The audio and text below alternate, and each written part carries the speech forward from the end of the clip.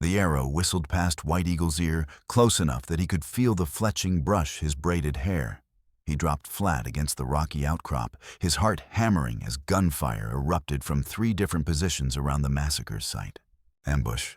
The thought cut through his mind like ice water as he pressed himself deeper into the meager cover. Someone had been waiting for him to discover the slaughtered wagon train, watching from concealment while he approached the overturned vehicle and scattered corpses. Another bullet splintered granite inches from his face, showering him with stinging fragments. White Eagle counted muzzle flashes, at least 4 riflemen positioned in a loose semicircle, cutting off his retreat routes back up the canyon walls. Professional positioning. Military precision. These weren't random bandits or opportunistic scavengers. A baby's cry pierced the gunfire. White Eagle's blood froze. The sound came from the overturned wagon itself, impossibly fragile amid the violence. Someone had left an infant to die among the corpses, and now it was calling out in terrified desperation. "I come out, Indian," a voice shouted from behind a fallen log. "We know you're there. Make this easy on yourself." White Eagle recognized the accent Eastern-educated officer class. Regular army, not frontier militia. But what were soldiers doing here, murdering civilian families and setting ambushes for witnesses? The baby's cries grew more frantic. White Eagle closed his eyes, calculating angles and distances. The wagon lay 30 yards away, across open ground, a killing field, where he would be exposed to crossfire from multiple positions. But that child's voice pulled at something deeper than tactical reasoning. 3 summers ago, he had held his own dying son in these same arms, watching helplessly as the tiny body went cold and still. Morning Star had followed their baby into death 2 days later, leaving White Eagle alone in a world that suddenly seemed drained of all meaning and purpose. Now, another child faced death, and he was the only one who could intervene. White Eagle gathered himself like a coiled spring and then exploded from cover in a weaving sprint toward the wagon. Bullets whined around him, kicking up dust and splinters, but none found their mark. He rolled behind the wagon's bulk just as concentrated fire shredded the air where he had been running. Persistent bastard. Someone cursed. "Flank him! Don't let him get away!" But White Eagle was no longer thinking about escape. The baby's cries were coming from inside an old wooden chest that had been thrown clear of the wagon during the attack. He pried open the lid with trembling hands, and his breath caught in his throat. An infant, perhaps 8 months old, lay wrapped in a blood-stained quilt. But this was no ordinary child. The baby's hair was white as winter snow, his skin pale as bleached bone. When the child opened his eyes to stare up at White Eagle, they gleamed red as fresh blood in the late afternoon sunlight. An albino child. Among his people, such children were considered powerful omens, bridges between the world of the living and the realm of spirits. Most tribes viewed them with a mixture of reverence and fear, uncertain whether they brought blessing or catastrophe. White Eagle saw neither blessing nor curse in those strange red eyes. He saw only terror and abandonment emotions he understood with painful intimacy. "Found something interesting, Savage." White Eagle spun to find a cavalry captain emerging from behind a boulder rifle trained on his chest. The officer was young, perhaps 30, with the kind of arrogant bearing that marked him as someone who had never faced a fight he couldn't win through superior numbers and firepower. The Captain Morrison, 7th Cavalry. The man introduced himself with mocking courtesy. "And you've just stumbled onto something that doesn't concern you. Murdering families concerns everyone." White Eagle replied quietly, shifting his weight to spring if necessary. Morrison's laugh was cold as winter wind. "Murder, this was justice, Indian. This family stole something that belonged to better men. We simply retrieved it. What could settlers steal that would justify slaughtering children?" "Gold," Morrison said simply. "More gold than your savage mind could comprehend. Enough to make a man rich for life if he's intelligent about managing the opportunity." The baby began crying again, and Morrison's eyes flicked toward the sound with visible irritation. And that little freak should have died with the rest of them, Morrison muttered. Would have too if the woman hadn't been clever about hiding him. White Eagle felt rage building in his chest like molten metal. You murdered his mother. I eliminated an obstacle to progress, Morrison corrected. Just like I'm about to eliminate you. The captain raised his rifle, but White Eagle was already moving. He dove sideways, clutching the albino child against his chest, while bullets shattered the air around them. Rolling behind a fallen tree, he found himself trapped between Morrison's position and the other hidden gunman.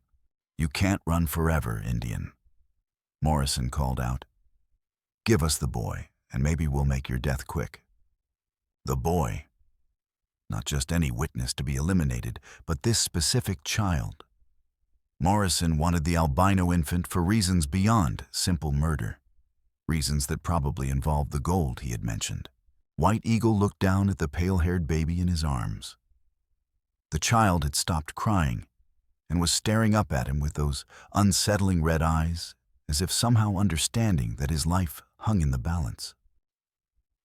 What spirits brought you to this place, little ghost? White Eagle whispered in Cheyenne.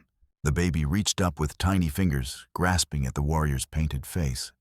In that moment of contact, White Eagle made a decision that would change both their destinies forever.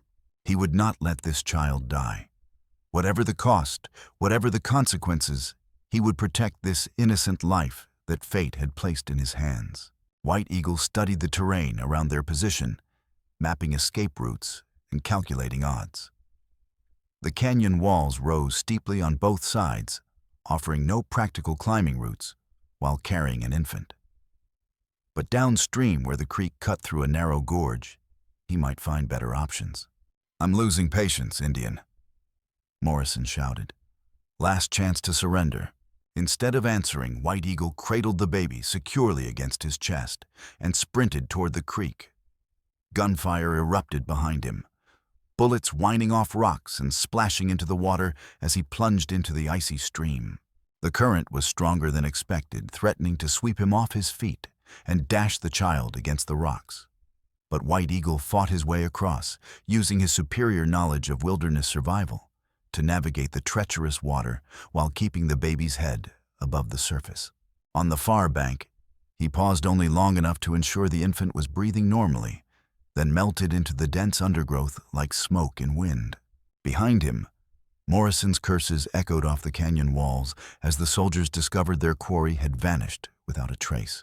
The journey back to the Cheyenne village took most of the night. White Eagle traveled by starlight, using game trails and hidden paths that would leave no sign for potential pursuers.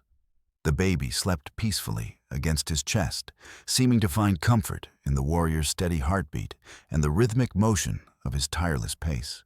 But as the familiar cooking fires of his village came into view, White Eagle felt his resolve wavering like grass in strong wind. What had seemed like divine inspiration in the canyon now felt like dangerous foolishness. He was about to present his people with a white child whose appearance would terrify superstitious tribal members and create political complications that could endanger the entire community. Word of his return spread through the camp with supernatural speed. By the time White Eagle reached the central fire circle, a crowd had gathered: warriors, women, elders, children, all staring at the pale bundle in his arms, with expressions ranging from curiosity to naked horror. His brother Standing Bear pushed through the assembled villagers, his diplomatic mask firmly in place. At 31, Standing Bear possessed the political instincts that White Eagle lacked completely: the ability to see 3 moves ahead in tribal politics, to find compromise where others saw only irreconcilable conflict. Brother, Standing Bear said carefully, "What have you brought to our people?" White Eagle pulled back the quilt, revealing the albino child's distinctive features. Several women gasped and stepped backward, making protective signs against evil spirits. Gray Wolf, a scarred warrior, who had always resented White Eagle's status as war leader, spat into the dust and muttered something about curses and contamination. I found him at the site of a massacre. White Eagle announced, his voice carrying clearly across the silent crowd. 8 white settlers butchered by soldiers, their possessions scattered like leaves in a storm. This child was hidden in a chest, forgotten by the killers. And you brought this creature here. Grey Wolf's voice dripped with disgust and barely controlled anger. Look at it, pale as death eyes like fresh blood. This is no human child. It's a walking omen of disaster waiting to befall our people.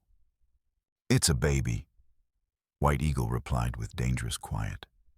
Nothing more, nothing less. Standing Bear moved closer, studying the infant with the calculating gaze he brought to all important tribal decisions. Brother, I understand your grief. We all mourned Morning Star and your lost son. But this child needs a father. White Eagle interrupted. Just as I need a son. The crowd erupted in angry voices, with several warriors arguing simultaneously in a cascade of fear and superstition. The baby, disturbed by the noise, began to cry, a thin wail that seemed to pierce every listener's soul like an arrow dipped in ice. Silence. The command came from Eagle Feather, the village shaman. Though approaching 70 winters, the medicine man's voice still carried absolute authority, derived from decades of spiritual leadership. The crowd fell quiet immediately. Eagle Feather approached slowly, his ancient joints protesting each careful step. His clouded eyes studied the albino child for long minutes, while everyone held their breath, waiting for his pronouncement on this supernatural matter. In the time of my grandfather's grandfather, Eagle Feather said finally, his voice carrying the weight of accumulated wisdom. Such children were sometimes born to our people. We called them ghost walkers, beings who dwelt between the world of flesh and the world of spirits. Some brought powerful medicine to their tribes. Others heralded only sorrow and destruction. Which is this one? Standing Bear asked with appropriate respect. Eagle Feather remained silent for so long that White Eagle began to think the old man had fallen into one of his mystical trances. Then the shaman reached out with one gnarled finger and touched the baby's pale forehead. The infant immediately stopped crying and stared up at Eagle Feather with those unsettling red eyes. The spirits speak in riddles about this one, Eagle Feather said slowly. His path is shrouded in mist, twisted through time like smoke in shifting winds. I see great love, but also great loss.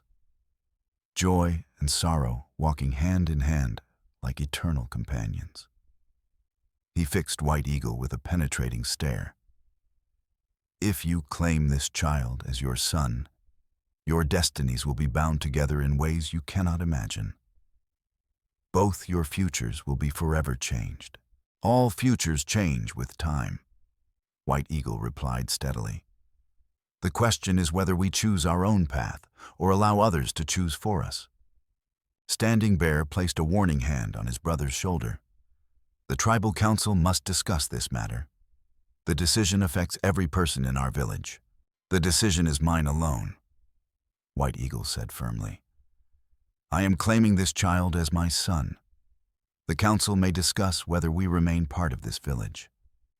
It was a bold challenge to establish tribal authority bordering on open defiance that could result in exile or worse. Several warriors shifted their hands toward their weapons, sensing the potential for violence in the charged atmosphere. But Standing Bear stepped smoothly between his brother and the angry faces, his diplomatic skills immediately coming into play. We will hold formal council at sunrise, Standing Bear announced with careful authority. Until then, White Eagle, keep the child in your lodge. Let no one disturb them during this time of decision. The crowd began to disperse reluctantly, but White Eagle could feel their stares burning into his back as he carried the baby toward his empty teepee. Some watched with pity for his obvious grief-driven madness. Others observed with anger at his disrespect for tribal law. A few studied him with the cold calculation of men already planning for the day when his defiance would demand an accounting. Inside his lodge, White Eagle built up the fire and prepared a place for the child to sleep safely. He had no experience caring for infants. That knowledge had belonged entirely to Morningstar's domain. But he managed to find some buffalo milk and coax the baby to drink from his cupped palm. "What name should you carry, little ghost?" he asked the child, who lay wrapped in clean furs near the dancing flames. "Your birth family is dead. Your old name died with them in that canyon." The baby stared up at him with those strange red eyes, and White Eagle felt the same mysterious pull at his heart that he had experienced during the ambush. This child belonged here. He couldn't explain the certainty logically, but he felt it in his bones like an approaching storm. "Ghost Walker," he said finally. "Eagle Feather called children like you Ghost Walkers, a name for one who travels between worlds, belonging fully to neither, but touching both." As if understanding the significance of receiving a name, the baby yawned and closed his eyes. Within minutes, he was sleeping peacefully, his tiny chest rising and falling with perfect rhythm. White Eagle sat watching him until the fire burned down into glowing embers. Outside, he could hear the low murmur of voices as the village debated his decision in worried tones that carried clearly through the night air. Some would support him from loyalty and respect for his war record. Others would oppose him from genuine fear of spiritual contamination. Most would simply wait to see which way the political winds blew before committing themselves to either side. Only one thing was absolutely certain: by sunrise, everything would be different. The tribal council convened at dawn beneath the sacred cottonwood that had sheltered important deliberations for 5 generations. 15 men sat in a precise circle on painted buffalo robes, their faces marked with the gravity of the decision before them.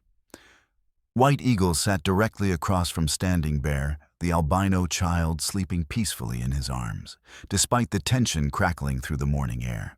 Eagle Feather spoke first, as ancient tradition demanded.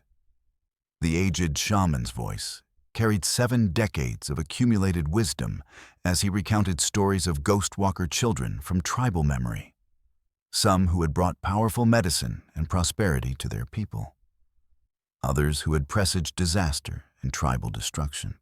"The spirits offer no clear guidance in this matter," Eagle Feather concluded with obvious reluctance. "We must decide with earthly wisdom and mortal hearts, knowing that either choice carries unknown consequences."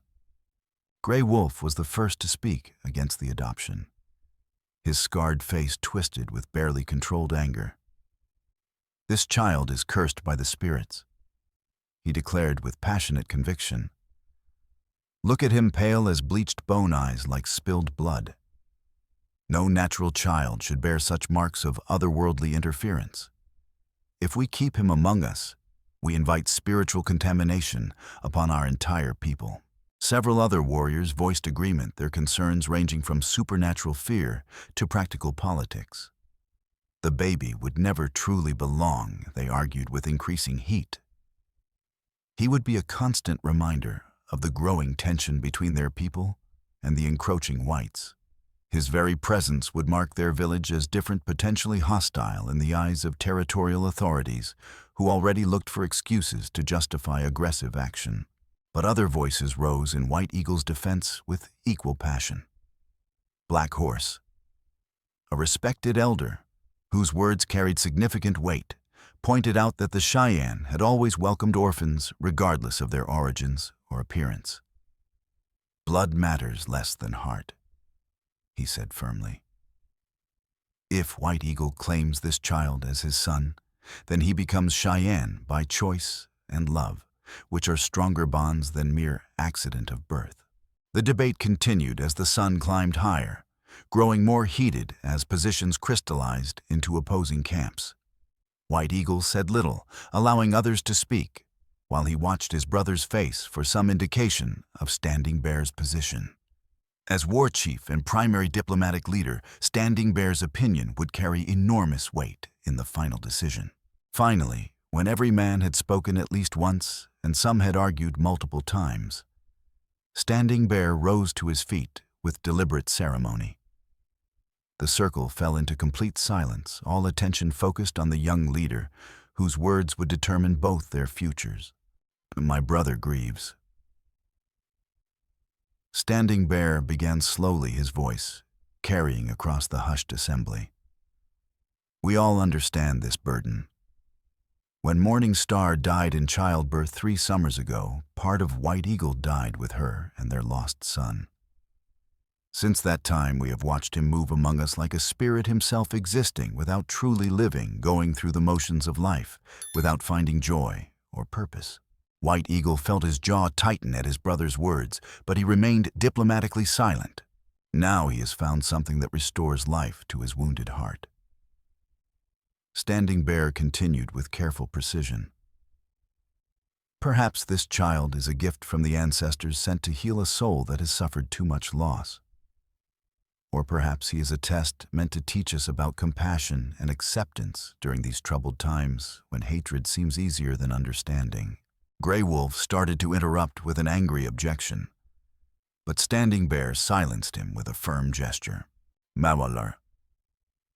However, Standing Bear said, his tone growing more formal and authoritative, a village is more than one man's happiness, no matter how much we love and respect that man.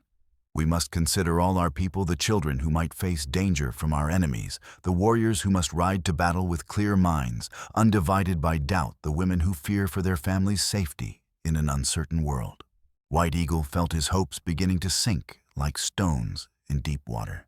His brother was preparing to vote against him, choosing tribal politics over family loyalty. Therefore, Standing Bear continued, I propose a compromise that honors both my brother's heart and our people's legitimate concerns. White Eagle may keep the child and raise him as his son, but they will live apart from the main village for one full cycle of seasons. If no significant misfortune befalls our people during that time, the boy will be accepted as a full member of our tribe with all rights and privileges.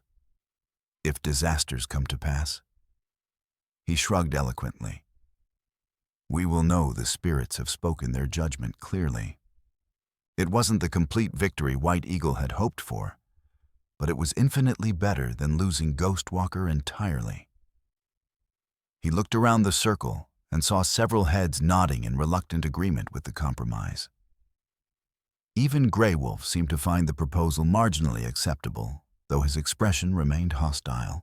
All in favor of Standing Bear's proposal? Eagle Feather asked with formal authority. 10 hands rose into the morning air. Only 5 remained down, including Grey Wolves and 3 other strict traditionalists. The decision is made by council consensus, Eagle Feather declared with finality. White Eagle and the child called Ghostwalker will winter at the old hunting camp beside Willow Creek. When the buffalo grass grows green again, we will reconsider their place among us based on what the spirits reveal through events. White Eagle stood and bowed respectfully to the assembled council. I accept your wisdom, he said formally. Then looking directly at his brother, he added, thank you for finding a path between my heart and our people's fears. Standing Bear's expression remained diplomatically neutral, but White Eagle caught a flicker of pain in his eyes. The compromise had cost Standing Bear politically among the traditionalists, and they both understood the implications for his future leadership. The following days passed in a whirlwind of preparation for their year of exile.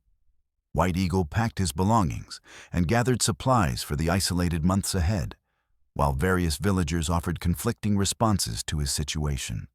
Several families provided gifts for the child: blankets, food, even small toys carved from wood and bone with obvious care and affection. Others pointedly ignored him, making their disapproval clear through studied silence and averted eyes. On their final morning in the village, Standing Bear came to help load the pack horses with practiced efficiency. The brothers worked together without speaking until everything was secured and ready for the journey to Willow Creek.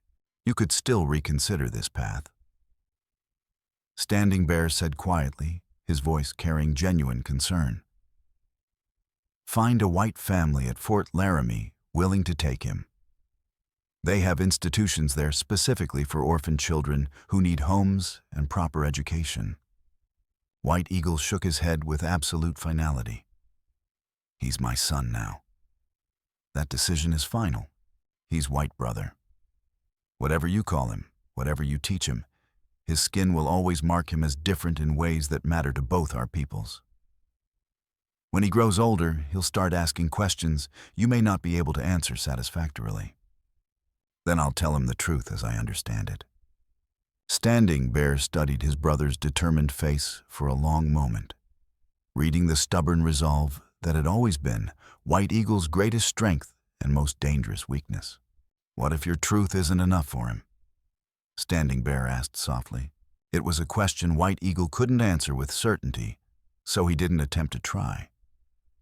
Instead, he secured Ghostwalker in the traditional cradle board that Morningstar had crafted for their lost child, then mounted his horse with practiced grace. Take care of yourself, brother, Standing Bear said softly. And you, White Eagle replied with genuine affection. The people need your wisdom more than they need my stubbornness. As they rode away from the village that had been White Eagle's entire world for 34 years, he felt a complex mixture of emotions churning in his chest. Sadness at leaving his people, and the familiar rhythms of tribal life. Uncertainty about the challenges that lay ahead during their year of isolation. But underneath it all, a fierce determination to protect the child who had already transformed his understanding of love, family, and personal purpose. Behind them, the familiar tippies grew smaller and smaller, until they disappeared entirely behind rolling hills covered with autumn grass. Ahead lay Willow Creek and a winter of solitude that would test both their spirits in ways neither could imagine. But for the first time in 3 years, White Eagle felt genuinely, completely alive. The hunting camp at Willow Creek was exactly as White Eagle remembered from his youth.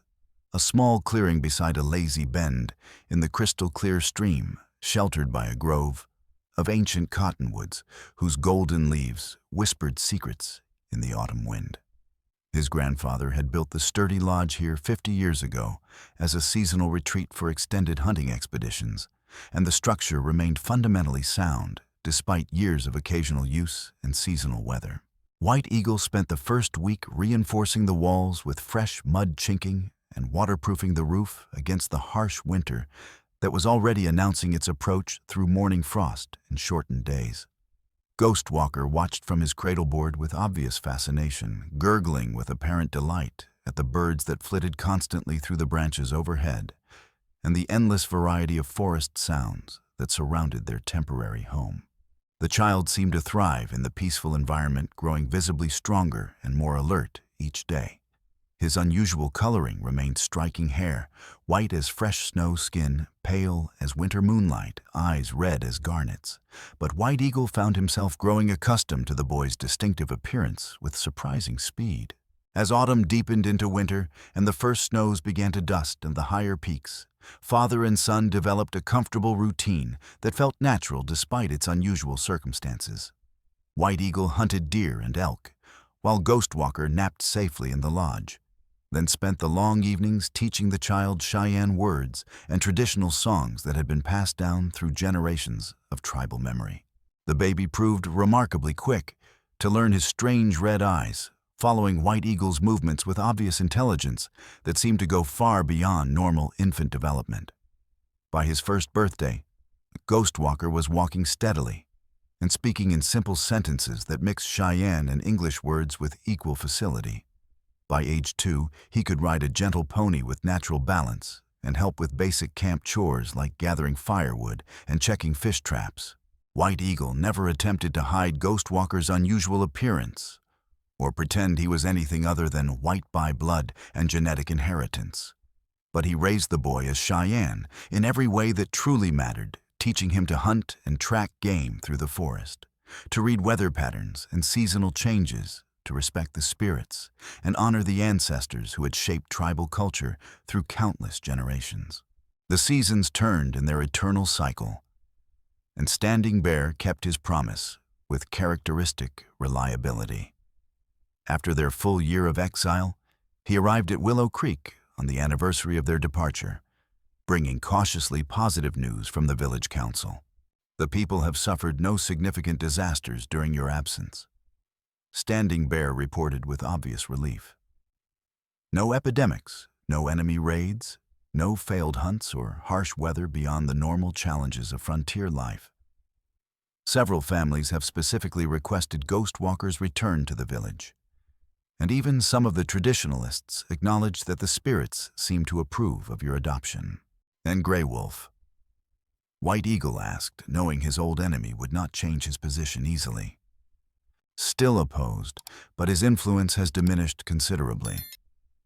The younger warriors particularly admire Ghost Walker's abilities and question Grey Wolf's rigid interpretation of tribal law. But reintegration into village life proved more challenging than anyone had anticipated.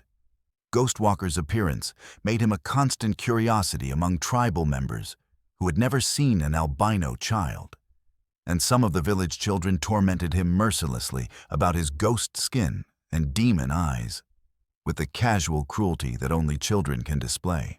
White Eagle taught his son to defend himself both physically and emotionally, but also to show mercy and understanding to those who feared what they didn't comprehend. They react from ignorance and fear, he explained after one particularly difficult day. Show them through your actions that their fears are groundless.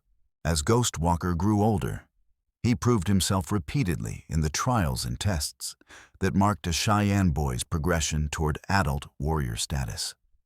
He could outride children 3 years his senior track game through terrain that confused experienced hunters and demonstrated natural talent for strategy and tactics that impressed even hardened war chiefs who had initially viewed him with suspicion.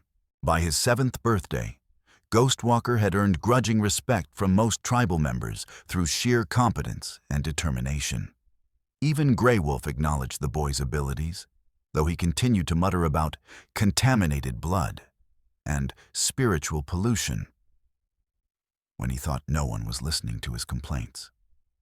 It was on a crisp morning in late spring, just 2 days after Ghost Walker's 7th birthday celebration, that their carefully constructed life exploded into deadly chaos without warning.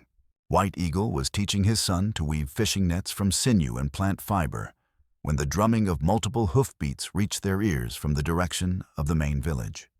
They looked up to see a dust cloud approaching fast from the east, too many riders moving with too much purpose for a casual patrol or friendly visit. Soldiers. Ghost Walker observed with remarkable calm for a 7-year-old, his young voice steady despite the obvious concern growing in his red eyes. White Eagle's hand moved instinctively to his rifle, leaning against a nearby tree. Yes, and they're coming here deliberately, not just passing through our territory. They watched a column of blue-coated cavalry approach the village at a measured pace that spoke of confidence and superior numbers. The soldiers formed a loose perimeter around the central lodges, while their commander dismounted with obvious authority and swagger. This looks like serious trouble, White Eagle muttered, already moving toward his horse. Stay close to me, Ghost Walker. Don't speak unless I specifically tell you to. But Ghost Walker was already grabbing his pony's reins with the practiced efficiency White Eagle had taught him. We face danger together, Father. You taught me that principle yourself. White Eagle wanted to argue, to insist that his son remained safely hidden while he dealt with whatever crisis was developing. But there wasn't time for extended debate, and the boy was right. This was a lesson in courage that Ghost Walker needed to witness and understand. They rode quickly toward the village, arriving just as the cavalry captain dismounted in front of Standing Bear's lodge with theatrical precision. White Eagle immediately recognized the man's type career military, probably from an eastern city with the kind of rigid bearing and supercilious attitude that marked him as someone who had never faced a fight he couldn't win through superior numbers and government authority. I am Captain Morrison of the 7th Cavalry. The officer announced loudly enough for the entire village to hear clearly. I'm seeking a white child approximately 7 years old with distinctive albino characteristics that would make him easily identifiable. White Eagle felt ice water flooding his veins like winter death. Beside him, Ghostwalker tensed visibly, but remained silent as instructed. Standing Bear stepped forward with careful diplomatic composure, his expression neutral and revealing nothing. "This is sovereign Cheyenne territory, Captain. By what authority do you make demands and conduct searches here?" Morrison pulled a folded document from his coat and shook it open with theatrical flourish designed to impress the assembled crowd. "By direct authority of the territorial governor and the United States Army. This child is the missing heir to a substantial family fortune.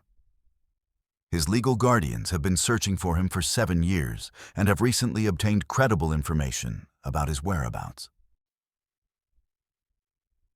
"What makes you believe such a child resides in our village?" Standing Bear asked with diplomatic caution. Morrison's cold eyes swept methodically across the crowd until they settled on Ghostwalker with obvious satisfaction. A predatory smile spread across the captain's face, the expression of a hunter who had finally cornered his long-sought quarry after an extended and frustrating pursuit. "I'd say the evidence is rather obvious and undeniable," Morrison said with triumphant certainty, pointing directly at the boy. "That child matches our description perfectly. White hair, red eyes, appropriate age. There can't be many such unusual children in Wyoming territory." Ghostwalker urged his pony forward with unconscious courage, moving to White Eagle's side in a gesture of family solidarity. The boy's chin lifted defiantly as he met Morrison's cold stare without flinching or showing fear. "My name is Ghostwalker," the child said clearly, his young voice carrying surprising strength. "This is my father, White Eagle of the Cheyenne Nation. We are family by choice and love." Morrison's harsh laughter echoed off the surrounding lodges like the cry of a carrion bird. "Son, your real name is Thomas Whitmore III. Your grandfather owned significant mining interests and considerable property throughout Colorado territory. You're worth more gold than this entire village will see in 10 lifetimes. White Eagle's mind reeled at the implications of this revelation. The Whitmore name was legendary throughout the territory, a family of immense wealth and political influence that rivaled territorial governors in actual power and reach. If Ghostwalker was truly connected to such people, the consequences could be catastrophic, even if your claim has legal merit. White Eagle said carefully, choosing his words with diplomatic precision, "This boy has been my son for 7 years. He knows no other family or way of life beyond what I have taught him. Territorial law is crystal clear on this matter." Morrison replied with bureaucratic certainty and obvious satisfaction. "A white child cannot be legally adopted by Indians under any circumstances. The territorial government has specifically ordered his immediate return to proper Christian custody and civilization." Proper custody. Standing Bear's voice carried a dangerous edge that anyone familiar with Cheyenne politics would recognize as a warning. This child has been loved, educated, and protected by people who value his life above their own safety and comfort. What custody could be more proper than that? Morrison's hand moved to rest on his pistol grip in a gesture both casual and unmistakably threatening. "Chief, I'm attempting to handle this situation with appropriate civility and respect for your people. But I have direct orders from territorial headquarters, and I will execute them with or without tribal cooperation." The tension in the air grew thick enough to cut with a blade, crackling with potential violence. White Eagle could see warriors moving into strategic positions around the crowd's edges, their own weapons coming within easy reach. One wrong word or sudden movement could trigger a massacre that would destroy both their peoples and provide justification for massive military retaliation. Father Ghostwalker said quietly, his young voice cutting through the mounting hostility like a knife through smoke. "What should I do?" It was the question White Eagle had been dreading for 7 years, the moment when his son would be forced to choose between 2 worlds. 2 identities, 2 completely different futures that could never be reconciled or merged.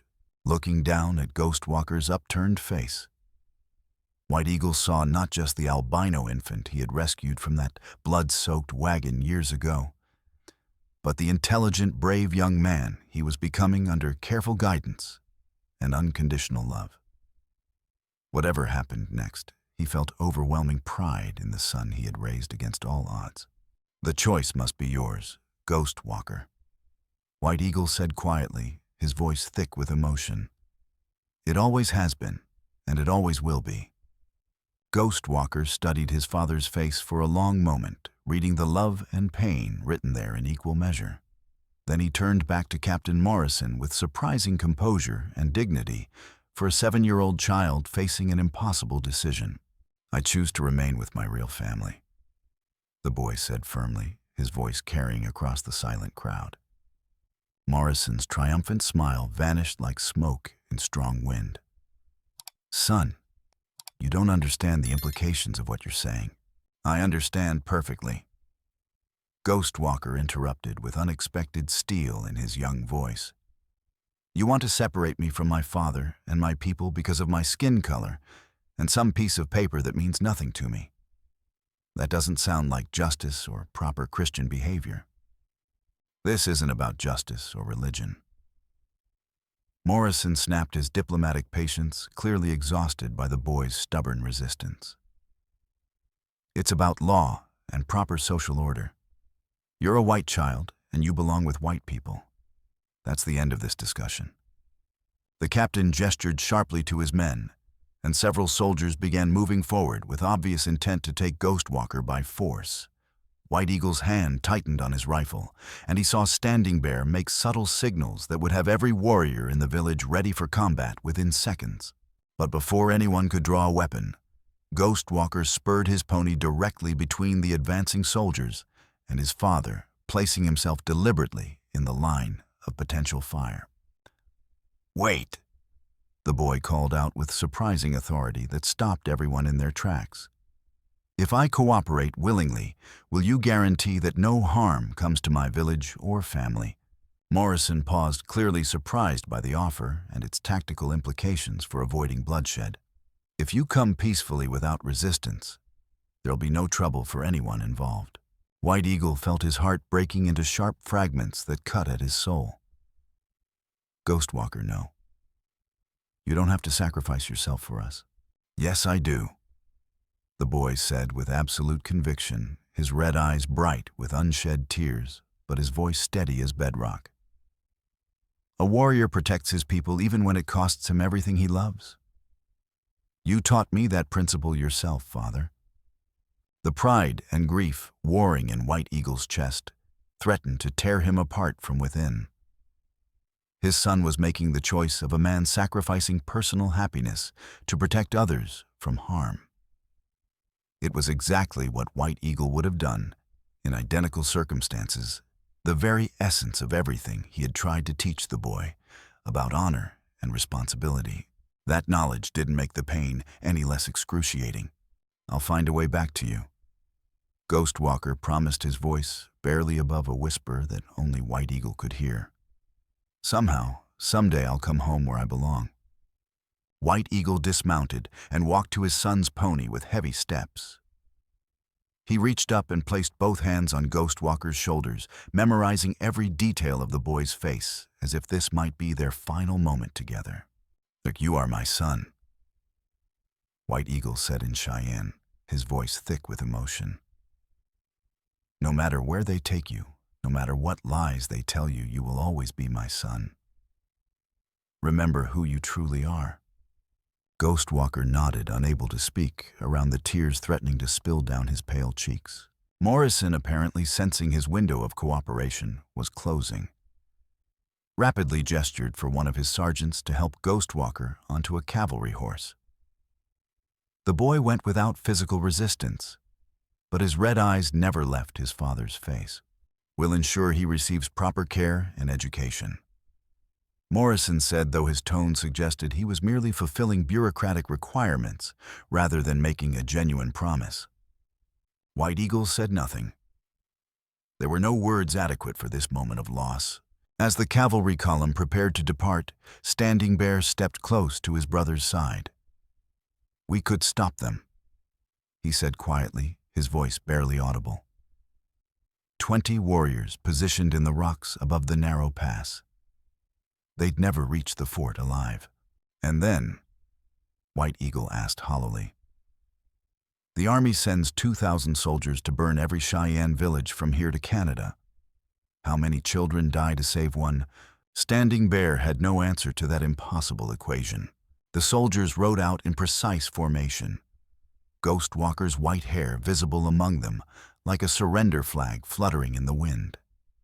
White Eagle watched until they disappeared completely over the distant ridge, then turned and walked toward his lodge, without speaking to anyone. Behind him, the village buzzed with angry conversation and heated debate about possible responses to this outrage. But White Eagle heard none of it. His world had contracted to a single, unbearable fact: his son was gone, and he had been powerless to prevent it. Standing Bear found him 3 days later, sitting motionless beside Willow Creek in the exact spot where he and Ghost Walker had spent so many peaceful hours together. White Eagle hadn't eaten, hadn't slept, hadn't spoken since the soldiers departed. He simply sat staring at the flowing water, his rifle across his knees, looking like a man who had forgotten how to continue living. "Brother," Standing Bear said gently, settling beside him on the creek bank. "The boy is strong and intelligent. He'll survive whatever they do to him." White Eagle's voice, when he finally spoke, was barely audible above the water's murmur. "I failed him completely. You saved his life 7 years ago. You gave him love and identity when he had nothing. And now I've lost him to the very people I should have been protecting him from." Standing Bear sat quietly for several minutes, respecting his brother's grief, while searching for words that might provide some comfort. Finally, he spoke again with careful deliberation. "What will you do now?" White Eagle remained silent for so long that Standing Bear began to think he wouldn't answer at all. Then slowly, the warrior's head turned. When their eyes met, Standing Bear saw something there that made him shiver despite the warm spring afternoon. "I'm going to bring him home," White Eagle said with deadly certainty. At Fort Laramie, Ghost Walker quickly discovered that white civilization possessed its own unique forms of cruelty and systematic dehumanization that were perhaps more insidious than outright violence. Colonel Hayes, the fort's commanding officer, made his position clear from the very first day he viewed the boy as damaged goods. A white child contaminated by savage influences who required intensive rehabilitation before being returned to proper Christian society. The process began immediately with his physical appearance. Ghost Walker's long white hair was chopped brutally short in military fashion, and his comfortable buckskin clothing was replaced with scratchy wool uniforms that felt like punishment against his skin. When he attempted to speak Cheyenne, the language of his heart and earliest memories, he was slapped hard across the face and informed that civilized people communicate in English. The boy endured these humiliations with stoic silence, drawing strength from the warrior's training White Eagle had instilled in him over 7 years of patient instruction. But at night alone on his narrow barracks cot, he wept silently for the father who seemed as distant as the stars, wheeling overhead in their eternal patterns. Captain Morrison visited regularly, always probing with the same questions delivered in increasingly threatening tones. Did Ghost Walker remember anything about his birth family? Any names, faces, locations that might help identify his real relatives and their hidden assets? The boy answered truthfully that he remembered nothing before White Eagle found him. But Morrison seemed convinced he was deliberately withholding valuable information. "Your grandfather is Marcus Whitmore, one of the wealthiest men west of the Mississippi River," Morrison told him during one particularly aggressive interrogation session. "When we locate him, you'll inherit everything a boy could desire. Fine clothes, excellent food, proper education in the best schools money can buy. Surely that's preferable to living in animal skins and eating raw meat like a savage." Ghost Walker met the captain's gaze steadily, his red eyes reflecting a strength that belonged on a much older person. I'd rather eat raw buffalo with my father than feast like a king without him." Morrison's face darkened with irritation, and something deeper, a flash of genuine anger that suggested personal stakes in this matter beyond simple duty. "That savage isn't your father, boy. The sooner you accept that reality, the easier your transition to civilized life will become." But Ghostwalker's resolve never wavered. He was Cheyenne in his soul, and no amount of forced civilization could change that fundamental truth about his identity and loyalties. Meanwhile, White Eagle had begun his own investigation into Ghostwalker's origins and the mysterious forces that had stolen his son. He needed to understand exactly who his enemies were, and more importantly, how they could be defeated or circumvented. His first destination was the 7-year-old massacre site, now weathered and overgrown, but still readable to eyes trained in tracking and forensic observation. White Eagle spent 4 days systematically examining every inch of ground, searching for clues he might have missed in his initial grief and shock at discovering the slaughtered family. What he discovered filled him with cold, calculating rage. The attack hadn't been random frontier violence or opportunistic banditry. It had been carefully planned murder executed with military precision. The killers had possessed detailed knowledge of the family's daily routines, their hidden valuables, even the location of a concealed root cellar that casual observers would never have noticed. This level of planning suggested either inside information or extensive surveillance over a considerable period. But who would invest such effort in murdering a settler family? And why preserve one child while systematically killing all the others? The answers began emerging when White Eagle tracked down Jake Henley, a grizzled prospector dying of lung disease in a ramshackle cabin 20 miles south of Fort Laramie. The old man's reputation for knowing everyone's business in the territory was legendary, and his approaching death might loosen his tongue about secrets he had kept for years. "You're that Indian who adopted the albino kid." Henley wheezed when White Eagle appeared at his bedside like a ghost from the past. "Heard about the army taking him. Foolish thing getting attached to someone else's property." "The boy is my son." White Eagle replied quietly, his voice carrying undertones of menace that made Henley's eyes widen with sudden fear. "Not property." Henley studied the warrior's painted face with feverish eyes that had seen too much death and violence in his 60 years of frontier life. "You didn't ride 20 miles through dangerous country to discuss philosophy with a dying man. What do you want from me?" "Information about the Whitmore family massacre 7 years ago. You were prospecting that area at the time, and your reputation suggests you see everything that happens in this territory." The old man's expression changed immediately, fear flickering behind his bloodshot eyes like candlelight in wind. "Don't know nothing about that business. Wasn't anywhere near Bear Creek when it happened. You know something important." White Eagle pressed, reading the man's body language with predatory intensity. "I can see guilt written across your face like tracks in fresh snow." Henley turned away, but his violent coughing fit betrayed his extreme agitation. When the spasm passed, he lay back against his filthy pillow, breathing laboriously and staring at the cabin's smoke-stained ceiling. "Why should I tell you anything?" he gasped weakly. "Because you're dying," White Eagle said bluntly. "And a man should meet his maker with a clean conscience, especially when innocent blood cries out for justice." For a long moment, the only sound in the cabin was Henley's rattling breath and the distant howl of wind through the mountain peaks.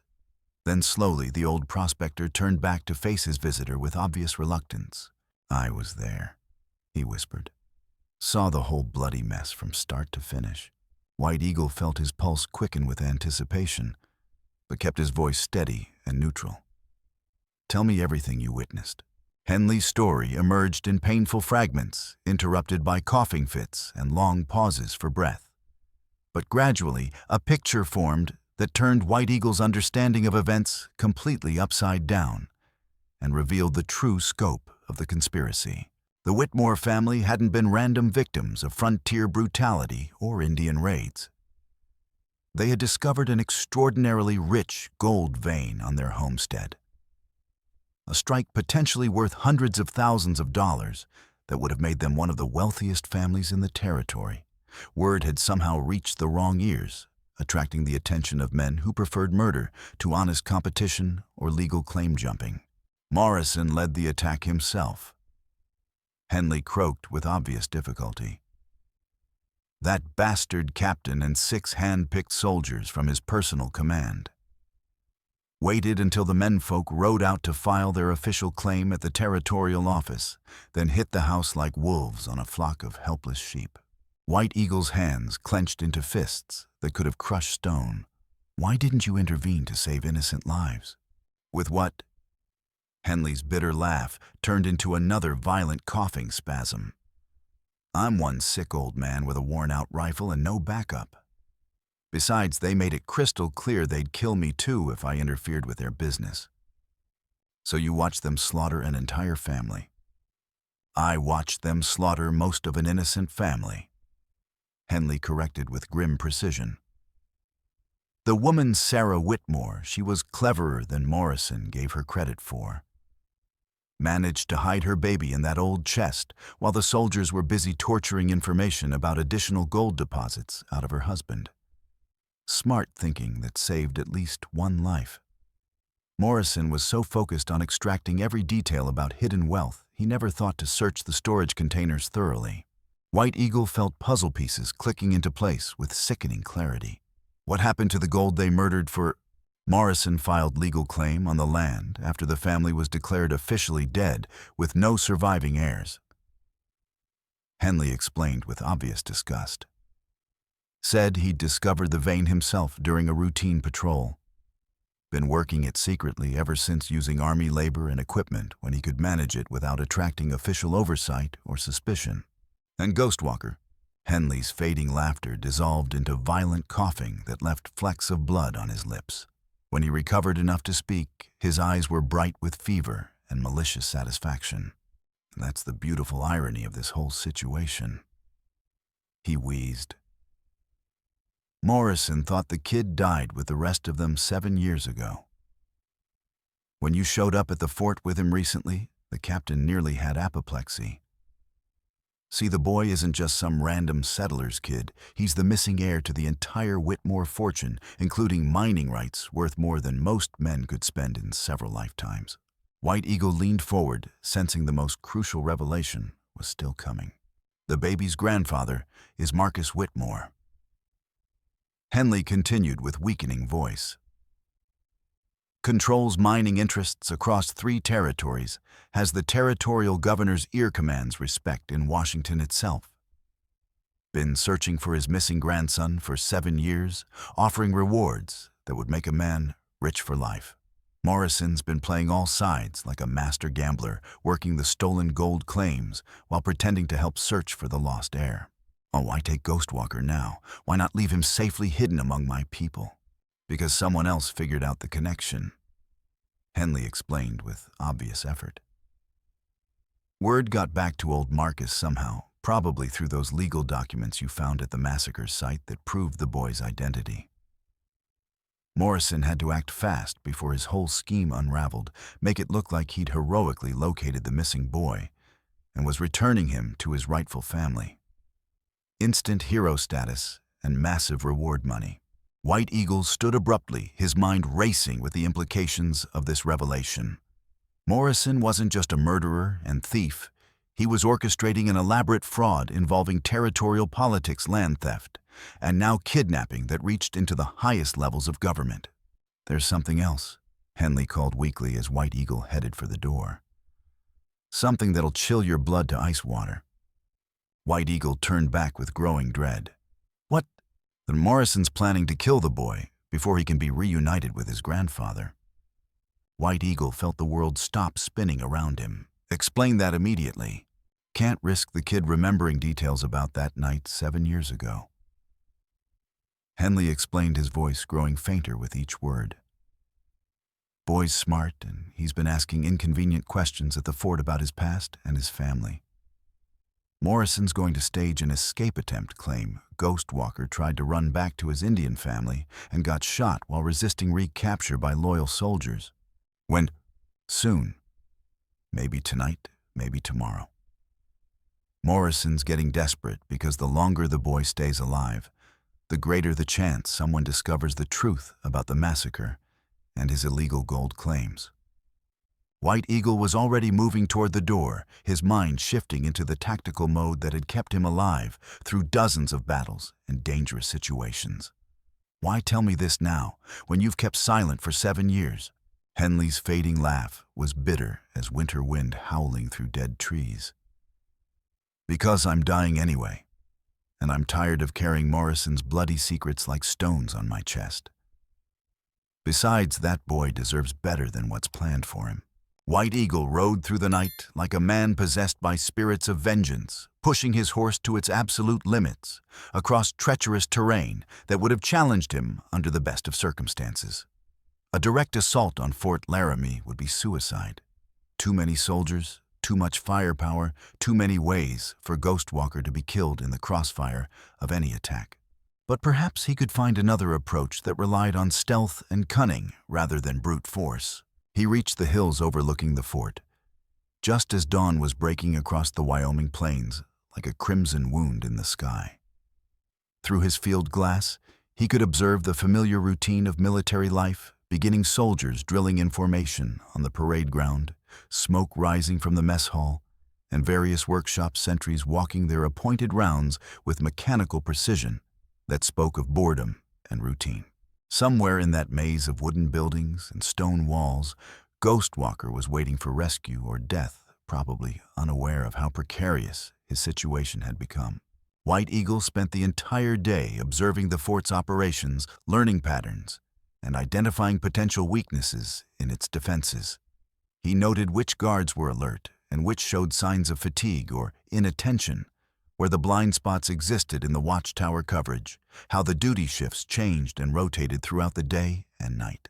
As evening approached and shadows began lengthening across the parade ground, he saw Morrison emerge from the commandant's office and walk purposefully toward the barracks where Ghost Walker was being held. The captain's grim expression and urgent stride told White Eagle everything he needed to know about the timeline. Tonight was the night Morrison planned to eliminate his most dangerous witness. Inside the barracks, Ghost Walker sat on his narrow cot, staring out the small window at the darkening sky beyond the fort's protective walls. A week of imprisonment had taught him much about white civilization, and none of it impressed him favorably or made him want to abandon his Cheyenne identity. The soldiers treated him like a dangerous curiosity, at best a contaminated threat, at worst that needed to be handled with extreme caution. Colonel Hayes addressed him as if he were deaf or mentally deficient, using simple words and condescending tones that insulted his intelligence. Captain Morrison's interrogation sessions had grown increasingly hostile and threatening as the boy continued refusing to provide useful information about supposed hidden family assets. But Ghost Walker had learned to read subtle signs and environmental changes, just as White Eagle had taught him to interpret animal tracks and weather patterns in the wilderness. Something was shifting in the fort's atmosphere. The guards seemed more nervous and edgy, Morrison more aggressive and impatient with his questions. Whatever they planned to do with him was approaching rapidly, like a summer thunderstorm building on the horizon. The barracks door opened without warning, and Morrison entered flanked by 2 armed soldiers with grim expressions. The captain's hand rested casually on his pistol grip, and his eyes held the cold calculation of a man who had reached a final decision about an unpleasant but necessary task. "Time to go, boy," Morrison said brusquely. "Your grandfather's representatives have arrived to collect you." Ghost Walker stood slowly, his red eyes never leaving Morrison's face, while his mind raced through possibilities. "I don't believe you." Morrison's smile was sharp as a blade and twice as dangerous. "Doesn't matter what you believe, son. You're coming with us regardless of your personal preferences." The soldiers moved to flank Ghost Walker with obvious intent, but the boy didn't resist or try to run. He had learned patience from White Eagle, and patience would serve him better than futile struggle in this moment when he was outnumbered and outgunned. They led him out of the barracks and across the fort's parade ground under a sky filled with stars that reminded him painfully of countless nights spent beside campfires with his father.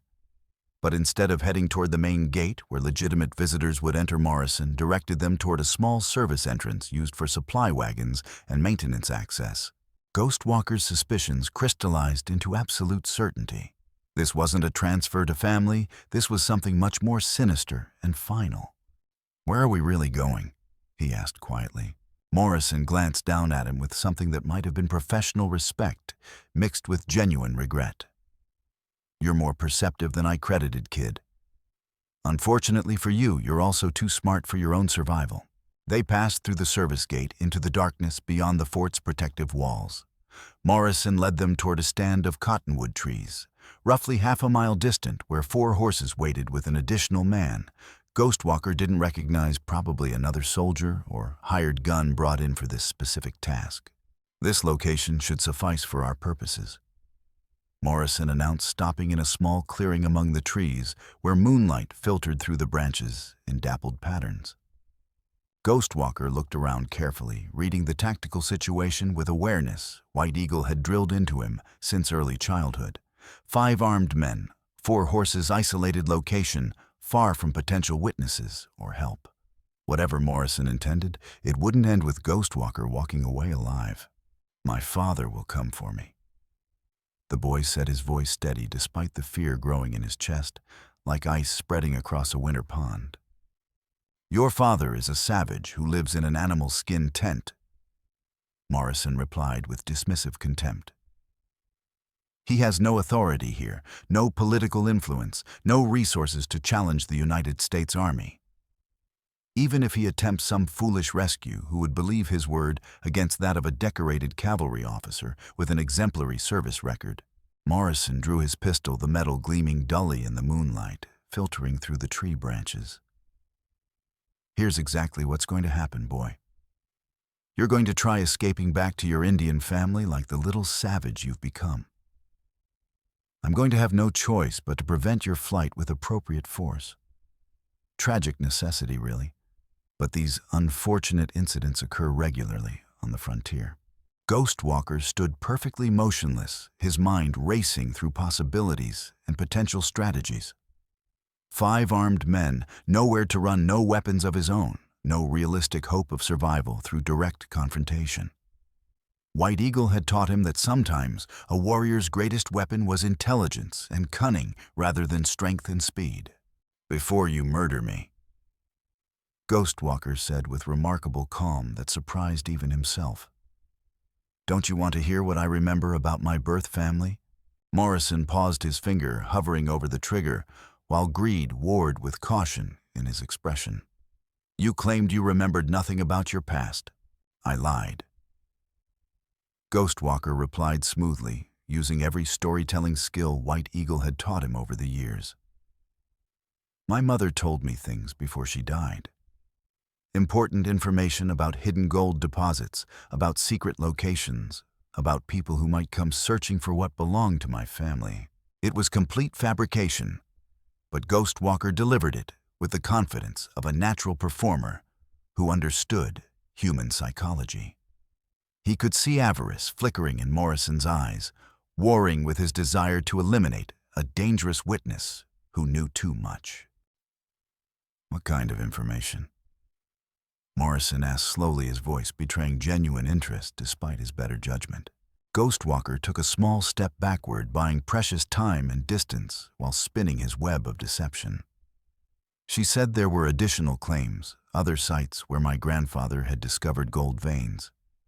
Locations marked on maps that only family members knew about, places that could make a man wealthy beyond imagination.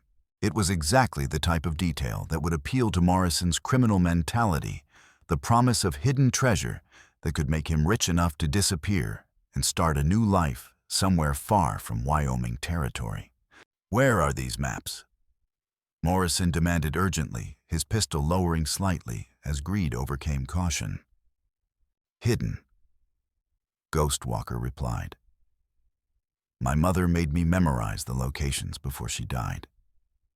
She said if anything happened to our family, I should find a way to recover the treasure and claim what was rightfully ours. Morrison's eyes brightened with avarice that made him look like a predatory animal scenting fresh blood. Tell me the locations immediately. First, tell me the truth about what happened to my family. Ghostwalker countered boldly, playing for time, while hoping desperately that White Eagle was somewhere nearby. I'm not stupid, Captain. I know you killed them. For several heartbeats, they stared at each other across the moonlit clearing, a 7-year-old boy and a grown man, locked in a deadly battle of wills that would determine life or death. Then Morrison laughed a sound, without warmth or humor, that echoed off the surrounding trees. You want the complete truth, kid, fine. Yes, I killed them all. Your entire family, quick and efficient. Would have killed you too, but your mother concealed you so cleverly, I assumed you died anyway. Ghostwalker felt something cold and implacable settle in his chest. He had suspected the truth, but hearing it confirmed was like receiving a physical blow that drove the air from his lungs. Why? He asked quietly. Because they discovered something that rightfully belonged to me. Morrison replied without shame or remorse. Gold. Enormous quantities of it. More than enough to establish a man for life if he's intelligent about managing the opportunity properly. The gold belonged to my family. It was discovered on our legal homestead. Morrison's laughter was genuinely amused, now the sound of a man who found naive concepts of justice and fairness entertainingly absurd. Your family were ignorant dirt farmers who stumbled onto good fortune they couldn't properly exploit. I'm a man with vision and resources to make productive use of such wealth. They were simply obstacles to progress. Ghostwalker nodded slowly, as if accepting Morrison's twisted logic and criminal justification. I understand. You did what seemed necessary. Morrison relaxed noticeably, clearly pleased that the boy appeared to be accepting his reasoning and coming around to a more practical worldview. Exactly. Now, about those other gold sites your mother supposedly told you about. There's just one significant problem. Ghostwalker continued, his voice still calm and reasonable, despite the circumstances. What problem? Ghostwalker smiled, a cold expression that looked disturbing and unnatural on such a young face. I'm not the only person who knows about them. Before Morrison could react to this unexpected revelation, the night exploded into deadly violence without warning. White Eagle emerged from the darkness like an avenging spirit made flesh, his war cry echoing through the trees as he launched himself at the nearest soldier. His knife found the man's throat before the soldier could even reach for his weapon or cry out for help. The second soldier spun toward the sound, raising his rifle desperately, but Ghostwalker was already in motion.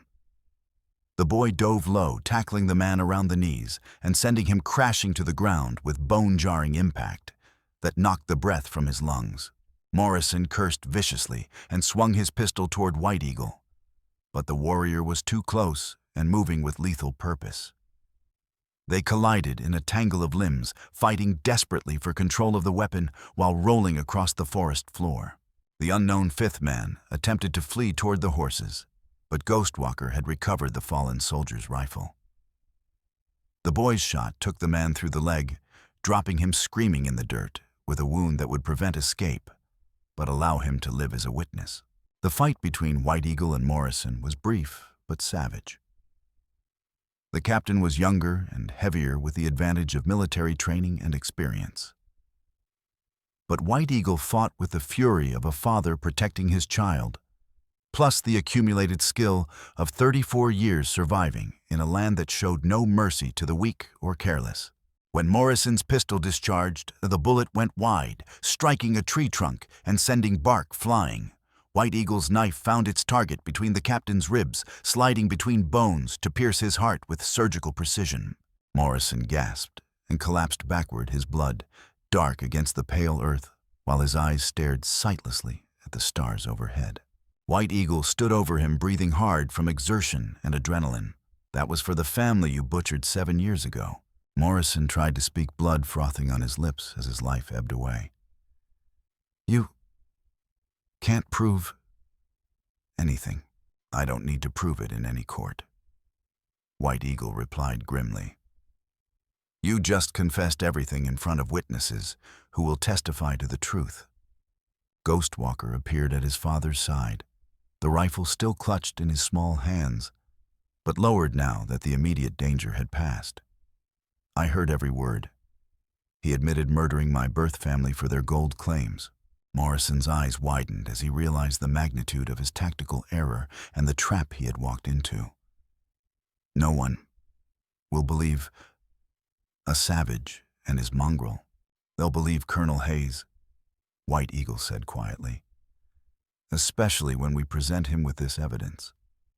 He reached into Morrison's coat and extracted a folded document, a detailed map, showing the locations of various gold claims, all marked with the Whitmore family name, and Morrison's forged signatures claiming legal ownership. Morrison's face went ashen as he understood the implications. The map was conclusive proof of his theft evidence, that he had been illegally working claims that belonged to Ghostwalker's murdered family. How did you? Morrison gasped weakly. I followed you for 3 nights. White Eagle explained. Watched you inspect your stolen claims, observed you updating your records. A skilled tracker learns patience above all other virtues. Morrison attempted to reach for a hidden derringer, but his strength was ebbing rapidly as blood loss took its toll. His hand fell back to his side and his eyes lost their focus as death claimed him. Father, Ghostwalker said softly, what happens now? White Eagle looked down at his son, the pale-haired boy, who had changed his life so completely and taught him the true meaning of unconditional love. Now we complete this properly and ensure justice is served. They secured the wounded man and loaded Morrison's body onto one of the horses. Then they rode back toward Fort Laramie, where Colonel Hayes would soon face some very uncomfortable questions about his subordinates' criminal activities and the Army's role in protecting a murderer. But as they approached the fort's main gate, White Eagle was surprised to see it standing wide open despite the late hour. Torches blazed in the courtyard, and armed men moved about with obvious urgency that suggested something significant was happening. A halt, identify yourselves, a sentry called out as they drew near. Lend a White Eagle of the Cheyenne Nation, the warrior replied clearly, returning the boy Ghostwalker with evidence of Captain Morrison's crimes. Thank God you're safe, a familiar voice said from the shadows. Standing Bear stepped into the torchlight, flanked by a dozen Cheyenne warriors, and most surprisingly, an elderly white man dressed in expensive clothing despite the frontier setting. Brother, White Eagle said with relief and confusion, how did you know to come here? We didn't come for you, Standing Bear replied. We came with him. He gestured toward the well-dressed stranger who stepped forward with the aid of an ornate walking stick and the bearing of someone accustomed to absolute authority. Marcus Whitmore. The old man introduced himself, his voice carrying unmistakable power and influence. I believe you've been caring for my grandson. Colonel Hayes emerged from the fort's headquarters, his face pale with stress and barely controlled panic. Mr. Whitmore, sir, I wasn't informed of your arrival. I'm sure you weren't, Whitmore replied dryly. I received some very disturbing information about Captain Morrison's activities. Something about my family's gold claims being worked illegally and my grandson being held against his will. He walked over to Ghostwalker, studying the boy's distinctive features with eyes that brimmed with complex emotions, grief, hope, love, and deep regret, all warring for dominance. Thomas, he said quietly, dear God, you're the image of your father at that age.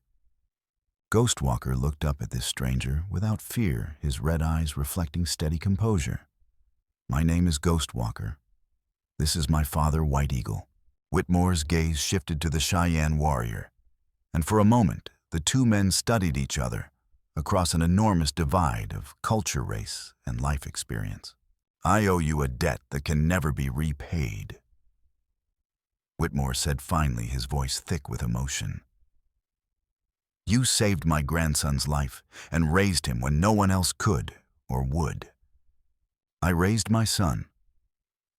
White Eagle replied simply, nothing more, nothing less. Whitmore nodded slowly, understanding the distinction and respecting the deeper truth it represented.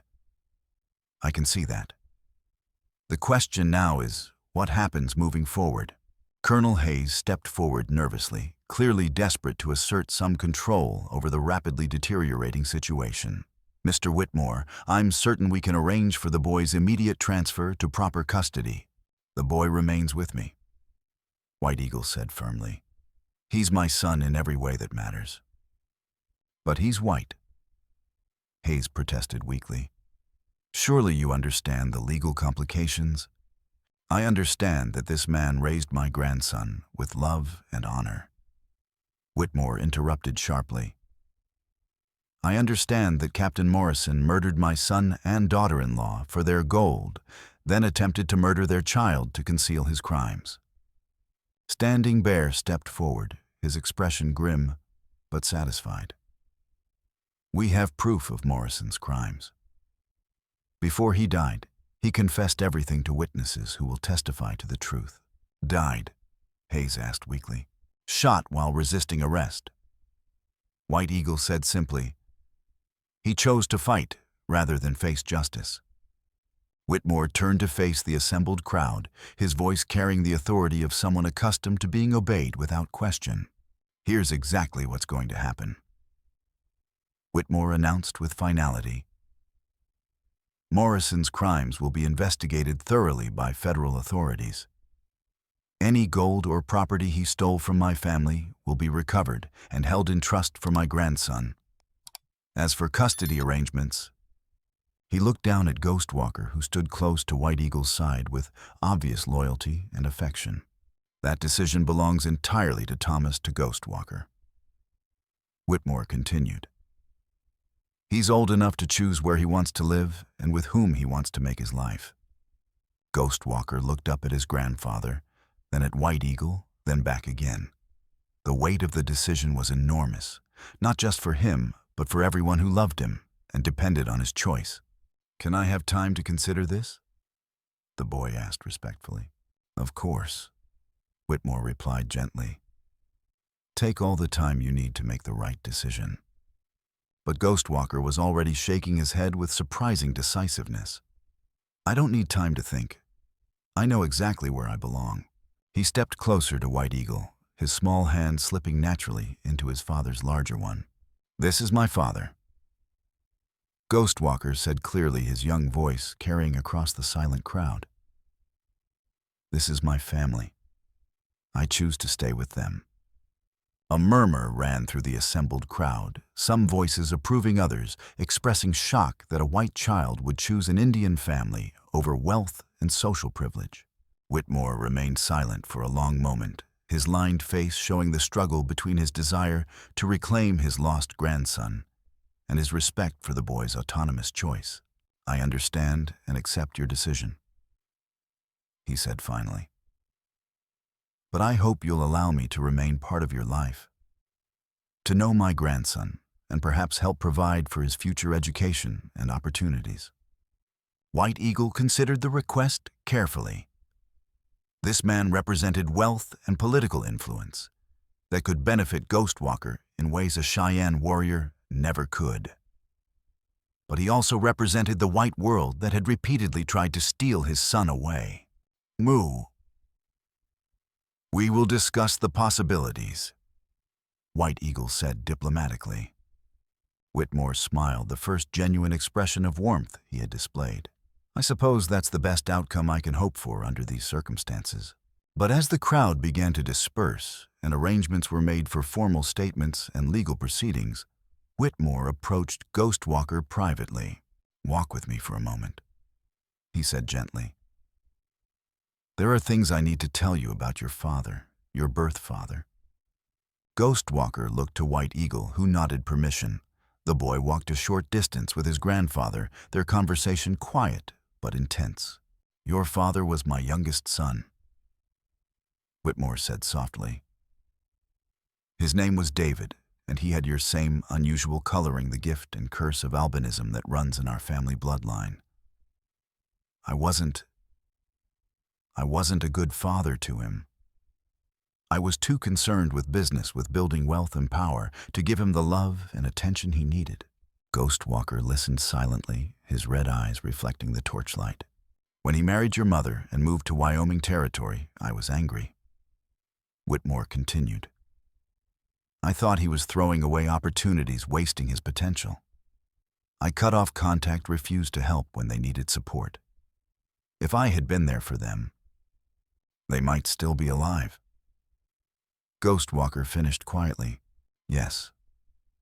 Morrison might never have been able to murder them if they'd had family support and protection. Whitmore's voice broke slightly. I've spent 7 years searching for you, trying to atone for my failures as a father. Ghostwalker was quiet for a moment, processing this information. I'm sorry you lost your son. But White Eagle didn't fail me the way you failed him. He loved me from the moment he found me. I can see that, Whitmore said. And I respect your choice to stay with him. But I'd like to be part of your life too, if you'll allow it.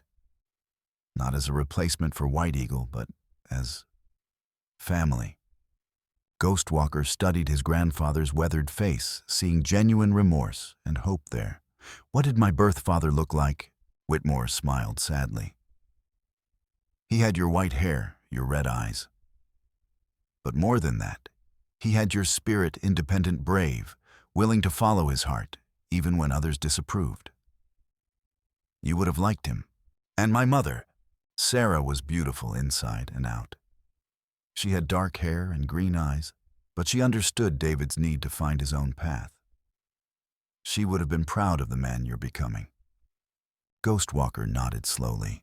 I'd like to hear more stories about them someday. I'd like that too. Whitmore said, his voice thick with emotion. They rejoined the group where arrangements were being finalized. The following weeks brought significant changes as Whitmore used his considerable political influence to ensure Morrison's crimes were thoroughly investigated. Federal marshals arrived to examine the evidence, and the stolen gold claims were returned to Ghostwalker's legal ownership. More importantly, Whitmore arranged for legal documents that formally recognized White Eagle as Ghostwalker's adoptive father, providing protection under both Cheyenne tradition and territorial law. He also established an educational fund for Ghostwalker's future, with the understanding that the boy would divide his time between the Cheyenne village and occasional visits to Denver for formal schooling. Standing Bear had used the crisis to strengthen his position as a diplomatic leader among his people. His careful handling of the situation, protecting his brother while building bridges with territorial authorities, earned him respect from both tribal elders and government officials. Grey Wolf predictably found reasons to criticize every aspect of the outcome. But his influence had diminished considerably, especially after it was revealed that he had secretly met with Morrison months earlier, apparently considering a deal to trade information about Ghostwalker's location for gold and protection for his own family. The revelation destroyed his credibility and left him isolated among his own people. As autumn approached, White Eagle and Ghostwalker returned to their beloved lodge beside Willow Creek. The recent crisis had strengthened their bond rather than weakening it, proving that their relationship could survive any challenge. Do you ever wonder what might have happened if you had chosen differently? White Eagle asked one evening as they sat beside their fire. Ghostwalker considered the question with the seriousness he brought to all important matters. Sometimes. But wondering about alternate possibilities is like chasing shadows across water. I prefer to focus on what actually exists. And what does exist? I'm a Cheyenne warrior with unusual physical characteristics. Ghostwalker replied with a slight grin. I have a father who would die protecting me, a grandfather who wants to make up for past mistakes, and enough gold to purchase half the territory when I reach adulthood. White Eagle laughed heartily. When you describe it that way, it sounds like a reasonably good life. The best part, Ghostwalker continued seriously, is that I got to make the choice myself. No one forced me into this family or this identity. They sat in comfortable silence for a while, watching the flames dance in the gathering darkness. Finally, White Eagle spoke again, with obvious reluctance. "There's something else I need to tell you," he said quietly. "Something I found among Morrison's possessions after he died."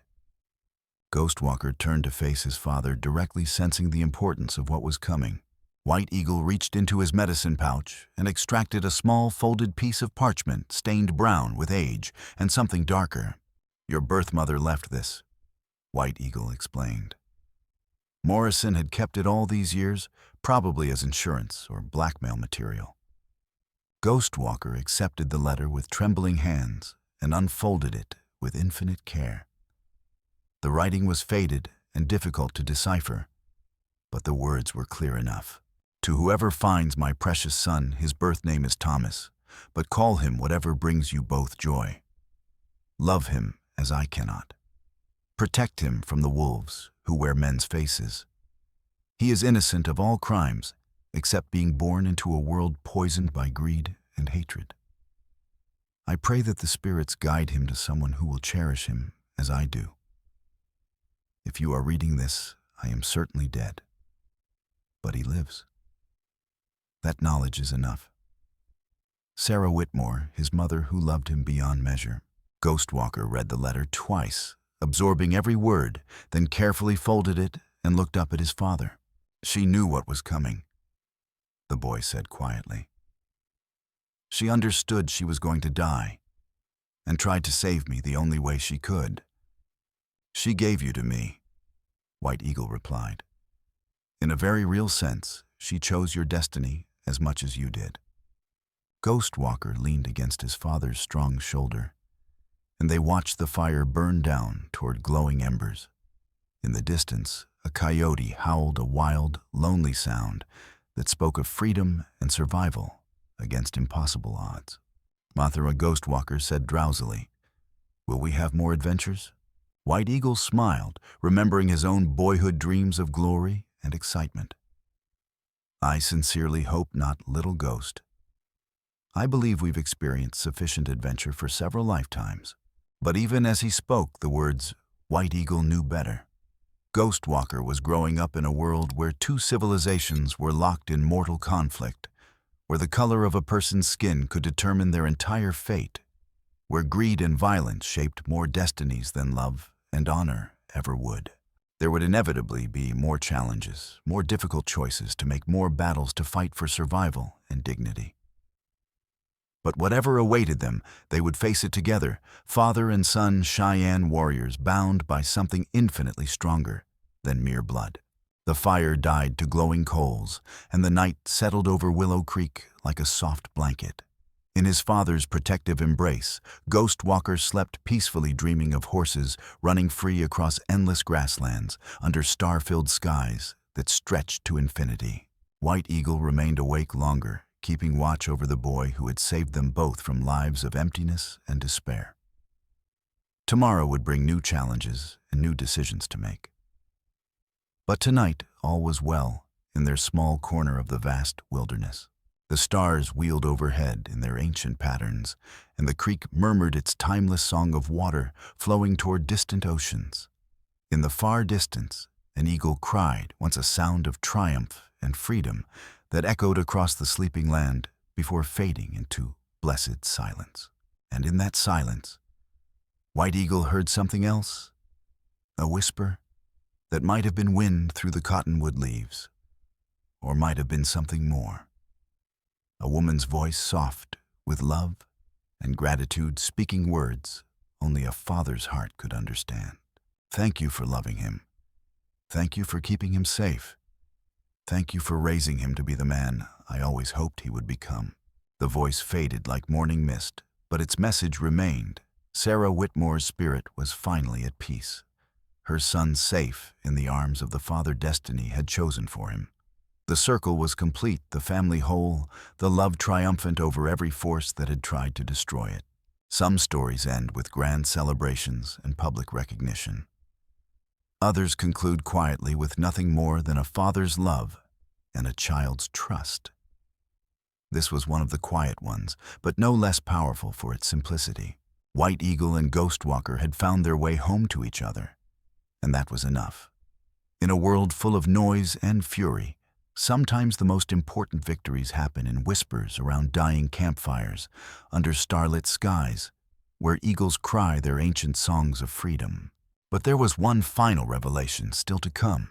As Ghostwalker grew toward manhood in the years that followed, spending summers with his Cheyenne family and winters in Denver receiving formal education, he began to understand the unique role fate had prepared for him.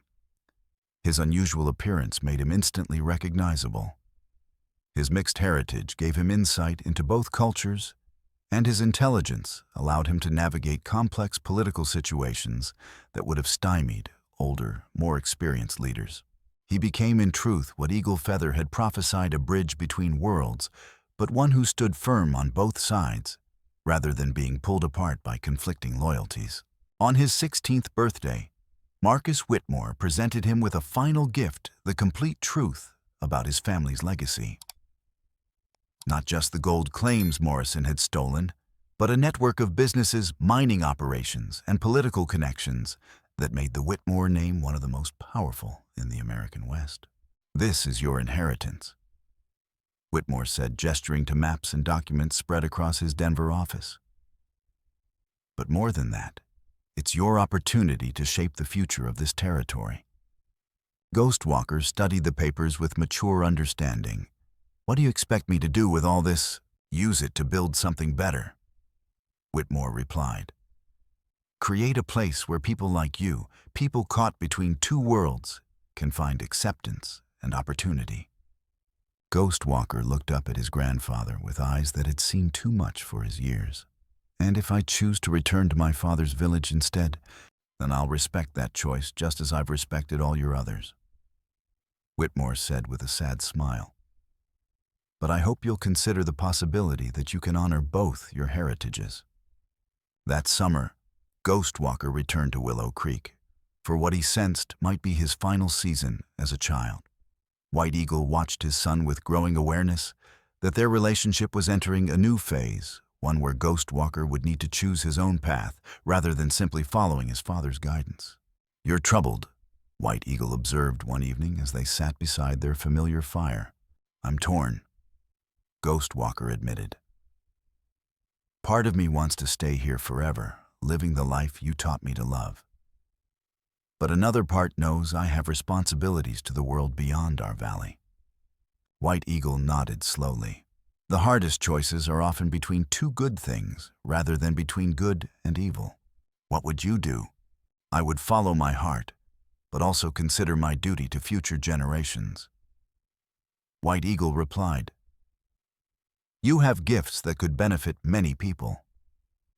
Perhaps the question isn't whether to choose one world or the other, but how to use your position to help both." Ghostwalker was quiet for a long moment, staring into the flames. "Marcus wants me to take over his business interests, use them to build schools and hospitals, create opportunities for people like us." "And what do you want?" "I want to make you proud," Ghostwalker said simply. White Eagle felt his throat tighten with emotion. "You already have, my son. Whatever path you choose, you've already made me prouder than any father deserves to be." The next morning, Ghostwalker made his decision. He would accept his inheritance, but on his own terms. He would use the Whitmore wealth and influence to create something unprecedented in the American West, a network of schools, businesses, and political alliances designed to bridge the gap between white and Native American communities. It was an ambitious vision that would require years to implement and face enormous resistance from both sides. But Ghostwalker had been raised by a man who never backed down from impossible challenges, and he had inherited wealth and connections that could make even the most ambitious dreams reality. "I'll need advisors," Ghostwalker told his grandfather. "People I trust completely." "I assumed as much," Whitmore replied. "Do you have anyone in mind?" Ghostwalker smiled. "Yes, my father and my uncle. If they're willing, I'd like Standing Bear to handle political negotiations and White Eagle to oversee security and protection for our operations. It was a proposal that would have seemed impossible just years earlier, Cheyenne warriors working alongside white businessmen to reshape the political landscape of Wyoming territory. But the bonds forged through shared trials had created something new and unprecedented. Standing Bear accepted the position with characteristic diplomatic grace, seeing it as an opportunity to protect his people's interests while building sustainable relationships with territorial authorities. White Eagle was more reluctant, uncomfortable with the complexities of business and politics, but ultimately agreed to help protect his son's vision. The years that followed were marked by both triumph and tragedy. Ghostwalkers' schools educated children from both communities, teaching them to read and write in multiple languages while respecting their cultural heritage. His businesses provided employment opportunities for workers regardless of their race or tribal affiliation. His political initiatives helped establish treaties that protected Native American rights while encouraging peaceful coexistence. But such progress came at a cost. Gray Wolf, bitter over his fall from influence, allied himself with white supremacist groups that opposed Ghostwalkers' integrationist policies. Several attempts were made on Ghostwalker's life, and constant vigilance became a way of life for the extended family. Through it all, White Eagle remained his son's strongest supporter and fiercest protector. He aged gracefully, his hair growing white, while his eyes remained sharp and alert. He never fully adapted to city life, preferring to spend his time in the field visiting the various schools and businesses Ghostwalker had established across the territory. On Ghostwalker's 21st birthday, the young man achieved something that would have seemed impossible when White Eagle first found him in that bloody wagon. He was elected to the territorial legislature on a platform of equal rights and economic opportunity for all residents regardless of race or cultural background. "You did it," White Eagle said with quiet pride as they stood together on the balcony of Ghostwalker's Denver office, looking out over a city that was slowly but surely changing because of his son's vision. "We did it," Ghostwalker corrected. "None of this would have been possible without everything you taught me." White Eagle smiled, thinking back to that terrifying day when he had found a pale-haired baby crying in a chest surrounded by death and destruction. "Do you ever regret the path that brought us together?" Ghostwalker considered the question seriously. "Never. Every choice, every challenge, every moment of pain and joy, it all led to this. We've built something worth having, something worth protecting, and something worth passing on to the next generation," White Eagle added, glancing meaningfully at the young woman who had recently become a frequent visitor to Ghostwalker's office. Elizabeth Standing Bear, the daughter of White Eagle's brother, had inherited her father's diplomatic skills and her generation's broader vision of what the American West could become. Her relationship with Ghostwalker had begun as a political alliance, but had grown into something deeper, a partnership that represented the future both men had worked to create. "When you marry her," White Eagle said quietly, "you'll unite not just two hearts, but two approaches to building a better world." Ghostwalker nodded, understanding the significance of what his father was suggesting. "Our children will grow up in a world where their mixed heritage is a strength rather than a burden. That's the greatest gift any parent can give," White Eagle replied. "The chance for their children to be fully themselves without apology." As the sun set over the Rocky Mountains, painting the sky in shades of gold and crimson, father and son stood together in comfortable silence. They had traveled an impossible distance from that blood-soaked canyon where their journey began, but the bond between them remained as strong as ever. "I love you, Father," Ghostwalker said simply. "And I love you, my son," White Eagle replied. "More than words can express." The last light faded from the sky, and stars began to appear overhead, and the same stars that had watched over them during all those nights beside campfires through all the adventures and challenges that had shaped their lives. Tomorrow would bring new responsibilities and new opportunities to make a difference in the world. But tonight, they were simply what they had always been, a father and son who had found each other against impossible odds and built something beautiful from the ashes of tragedy. In the distance, an eagle called once across the darkening city, a sound of wild freedom that reminded them both of where they had come from and what they had overcome to reach this moment of perfect peace.